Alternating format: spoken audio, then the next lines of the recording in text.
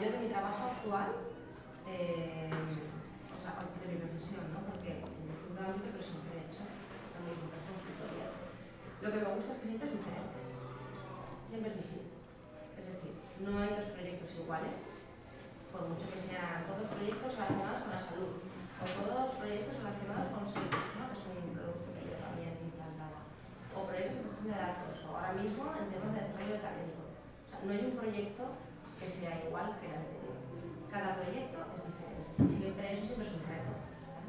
Eso te obliga a estar constantemente pues, investigando, buscando información, preguntando, viendo cómo se ha resuelto un problema en otro sitio. O sea, siempre son proyectos distintos. Proyectos, ¿sabes? Entiendo que sabéis que es un proyecto. Al final un proyecto es una tarea que tienes que llevar a cabo en un tiempo determinado, con un equipo de personal determinado y con una serie de requisitos que te da tu cliente, ¿vale? Concretos, ¿no? Que puede ser, pues, un proyecto de quiero un sistema, lo que se lo contaba de farmacia, ¿no? Quiero un sistema que donde yo ponga la prescripción médica de la persona y le llegue a la farmacia de como la conocemos, ¿vale? Y ahí cuando pase la tarjeta, pues sepa qué medicamento tiene que darle a esa persona, ¿vale? Que es algo que ya todos conocemos y tenemos, ¿no? Pues un proyecto puede consistir en desarrollar ese sistema, ¿vale? Entonces, cada proyecto en el que he trabajado siempre ha sido distinto del anterior, ¿vale?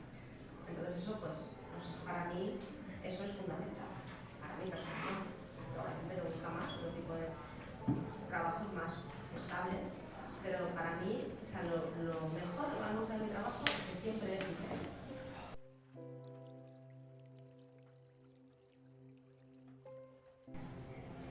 Antes de estudiar la carrera, ¿te imaginaste que podrías llegar a donde has llegado ahora?